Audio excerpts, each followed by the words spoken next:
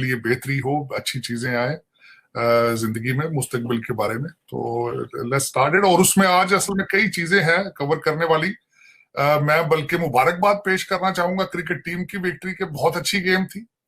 और जो सबसे अच्छी बात उसमें आरजू ये थी कि तकरीबन 90,000 लोग थे दोनों साइडों से, पाकिस्तान और भारत के झंडे उठा रखे थे। बड़ा अच्छा उन्होंने अच्छी हार्मनी के अंदर मैच देखा।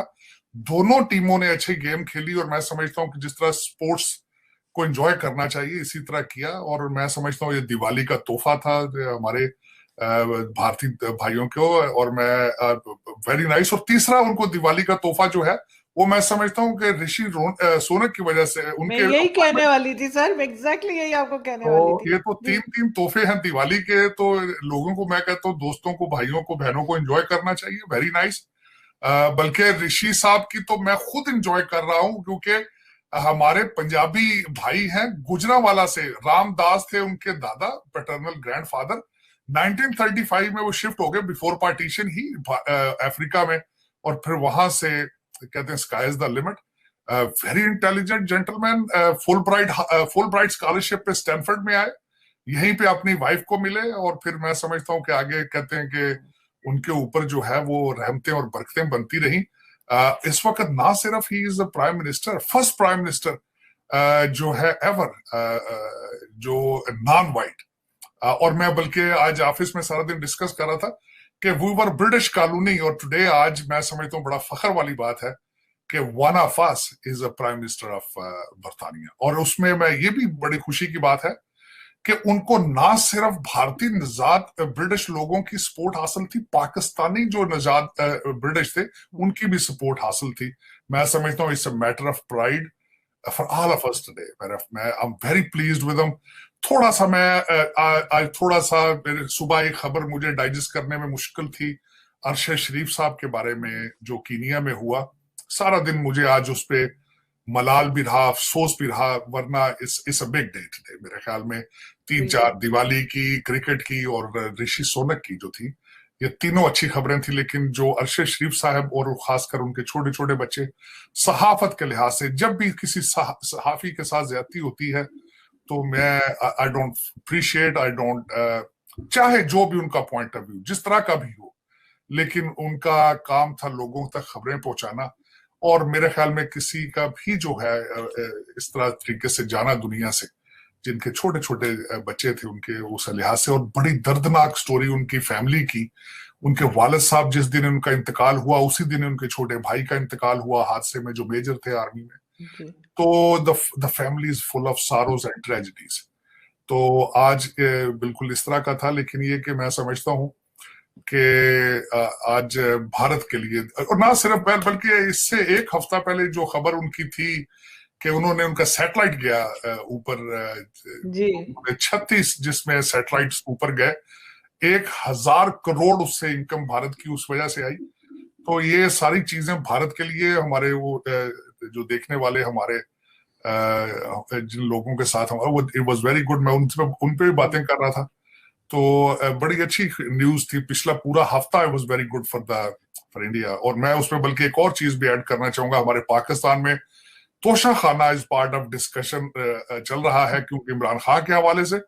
और उसी के साथ मोदी जी ने अपनी एक वहां से उन्होंने, जब वो गुजरात के चीफ मिनिस्टर थे उस वक्त का एक वाकया बताया, बल्कि वो हर पाकिस्तानी को देखना चाहिए, सुनना चाहिए उसको, ताकि आगे मुस्तकबिल में हमारे जो लीडरान हैं वो भी इसी तरह के स्टेप उठा सकें। उन्होंने एक्शन करते थे मोदी जी गुजरात में। और विमेन गर्ल्स एम्पावरमेंट की एक एनजीओ थी जिसको सपोर्ट करते रहे। तकरीबन 100 करोड़ के करीब उन्होंने पैसे इकट्ठे करके दिए।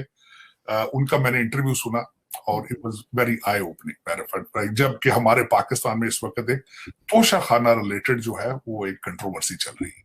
का पूरा सिस्टम हाइब्रिड है। आपको अगर हकीकत जो है अगर देखा जाए तो, बल्कि उसको डायरेक्टली मैं रिलेट करूंगा कि आप कहते हैं कि जो पाकिस्तानी डायस्पोरा, मैं ऋषि सोनक के साथ इसको अटैच करूंगा। वो आते हैं यहाँ पे पढ़ने वीजे लेकर, हमारे आते हैं भूख अफलास को खत्म करने के लिए बॉर्डर क्रॉस करके। वो अपने इंस्टीट्यूशन से तालीम लेकर आते हैं, हम भूख लेकर आते हैं यहाँ पे। हम अपनी भूख खत्म करते हैं पहले आके, फिर उसके बाद देखें, अगर हमारी पाकिस्तान में कुछ जमहूरी नशोनुमा नहीं है तो फिर हम यहाँ आके क्या करेंगे? पीटीआई बनाएंगे ना। नून सर आप लीग ये भी तो करते हैं। ये भी देखिए ना कि वो लोग आते हैं तो सर वो प्राइम मिनिस्टर बन जाते हैं यूके के, हमारे जाते हैं तो हम आपके नारे लगाते हैं वहां पे। आपके आपकी आपने मिसाल देखनी है अपने ब्रिटिश पाकिस्तानियों की, तो नवाज शरीफ के फ्लैट के बाहर देखें। आपका जो डायस्पोरा है वो नून लीग को कहता है, नून लीग, और पीपल्स पार्टी को कहता है पीपल पार्टी। आपका डायस्पोरा ये उसका स्टैंडर्ड है। तो उसमें क्या करेंगे? तो कंपैरिजन तो है नहीं ना, कंपैरिजन मैंने तो करना ही छोड़ दिया। उसकी वजह फजूल टाइम जाया करना।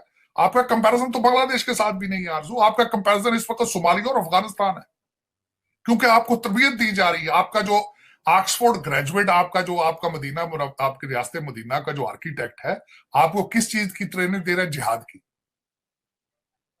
जरा देखें, दुनिया का अलमिया देखें कि आपका ऑक्सफोर्ड ग्रेजुएट जो है, और आपको यहां पर यह भी बताना चाहूंगा, ऋषि सोनक भी ग्रेजुएट है ऑक्सफोर्ड का, लिंकन इनका। उसने भी फिलॉसफी, पॉलिटिकल साइंस और इकोनॉमिक्स पढ़ी वहां से। वो कहां जा रहा है? तो हमारा ऑक्सफोर्ड का ग्रेजुएट है, वो कहता है आओ जी, मैंने कहता जी देग पक चुकी 25 करोड़ लोगों की, अब तो जिहाद के लिए तैयारी हो चुकी है, अब तो मैंने माचिस दिखानी है भाई। वो कहता सर अब माचिस तो दिखाऊंगा, और भूम के साथ सारा कुछ कहता मैं इस्लामाबाद सीट में बैठा हूँ प्राइम मिनिस्टर। देखिए जरा इसकी बात। सर अब तो वो कहते हैं कि बड़ी इंटरटेनमेंट होगी लॉन्ग हाँ, ये मार्च में, वो फैमिलीज कहते हैं, आएंगी, बड़ा उन्होंने एंटरटेनिंग कहा है, होगी। उन्होंने कहा सुबह उमर बिन मारूफ होगा, दोपहर को नाच होगा, रात को गाने होंगे। और मैं हैरान हूं कि बताया जा रहा है कि जो लोग आएंगे उनको खाने पीने का, रिहाइश का, बिस्तरों का, सबका बंदोबस्त किया। पता नहीं पैसा कहां से आ रहा है सारा, मेरी समझ से बाहर। इन यहां खाना पीना दोगे तो 4 करोड़ जो बैठे हैं सैलाब के बगैर, उनको क्यों नहीं देते? वो क्या सोचेंगे? जब यहां इनको खाना पीना दोगे, यहां रोज दास करोगे, यहां ताउला नियाजी को बुलाओगे, तो वो दुश्मन है तुम्हारे 4 करोड़ जो खुले आसमान के नीचे बैठे हैं, उनकी बद्दुआएं नहीं लगेगी आपको? बिल्कुल सही। लेकिन लेकिन यही अलमियात है आरजू। मैंने आपको शायद ये पहले भी एक दो दफा कहा है, मुझे अमेरिका में आके पाकिस्तान की हिस्ट्री दोबारा पढ़नी पड़ी, मुझे देखना पड़ा है। मुझे यहाँ ब्रिटिश और अमेरिकन लोगों ने जो पाकिस्तान की हिस्ट्री लिखी आपके लीडरान के बारे में, मुझे वो पढ़नी पड़ी आगे। मुझे दोबारा देखना पड़ा कि उस रीजन के हीरो, असली हीरो कौन थे। वो फॉरेन इन्वेडर नहीं थे। मैं मुगलों को अपना लीडर नहीं समझता हूं। उन्होंने आके मेरे आबाओ अजदाद के ऊपर जुल्म ढाए, उन्होंने आके, वो इन्वेडर थे।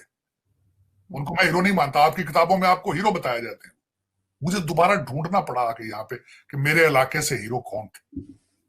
सर वो तो पाकिस्तानी स्टडीज जो है बिल्कुल ही झूठ है, एक तरह का, उसमें सब कुछ गलत लिखा हुआ है, और हिस्ट्री में भी, हिस्ट्री की बुक्स में भी। मिसलीड किया। यही तो ट्रेजेडी है कि पाकिस्तान के, कि हमें असली हालात से, चीजों से दूर किया जाता है। नफरतों से शुरू करते हैं। 78 फिरके बना दिए गए हैं। शिया सुन्नी से लड़ा रहे हैं, सुन्नियों से वहाबियों को लड़ा रहे हैं, उधर से अहले हदीस को लड़ा रहे हैं। मेरा मकसद एक ऐसा विशेष साइकिल बना दिया गया है। आज आप देखें कितने डिवाइडेड है आप नून लीग वाले और आपके इस वक्त पीटीआई एक दूसरे को मारने को, अपने कपड़े फाड़ने को फिर रहे हैं। ये तरबियत है आप। मैं कहता हूं जो जिस तरीके से हमें मुजाहिदीन का जो टीके जहर के भर भर के ज़ियाउल हक ने लगाए थे, उनको भी 20 साल लगे थे ठीक होने में। अब ये देखें जो नई ट्रेनिंग हुई है आपकी जिहाद की, अब कितना अरसा लगता है। आपका खुद ही तरक्की करने का कोई मूड नहीं है, खुद ही तरक्की करने का मूड नहीं। अब दूसरी मैं बता देता हूं, फैटफ से आप निकल आए, मुबारक हो आपको। अब इसमें होगा क्या? आपने देखा, मैं बड़े आर्टिकल पढ़ने की कोशिश की कि फैटफ से फायदा क्या होगा। उन्होंने कहा जी बैंकिंग इजी हो जाएगी। सर पहले भी तो 3 बार जाके वापस बाहर निकल चुके हैं। मुझे खत्म नहीं करने दिया आपने। आरजू, बैंकिंग इजी होगी किन के लिए? आपकी जो रूलिंग एलीट, पैसा जल्दी बाहर लगाने में स्पीडें हो जाएंगी। 2 तरीके कार, इसके 2 फायदे। सैलाब के लिए फंड्स इजीली पाकिस्तान आ जाएंगे, और पाकिस्तान से वो फंड्स बाहर जल्दी चले जाएंगे। फैटफ का सिर्फ यही फायदा है। वरना आप कोई चीज वहां पे मैन्युफैक्चर नहीं ऐसी कर रहे जिससे आपको ट्रेड फैटफ की वजह से फायदा हो। आप पाकिस्तान में कोई चीज इंपोर्ट करने की सलाहियत नहीं रखते, और बिजली और दूसरे हालात की वजह से आप कोई चीज ऐसी बना ही नहीं रही जो एक्सपोर्ट की जा सके जिससे आपको फैटफ का फायदा हो।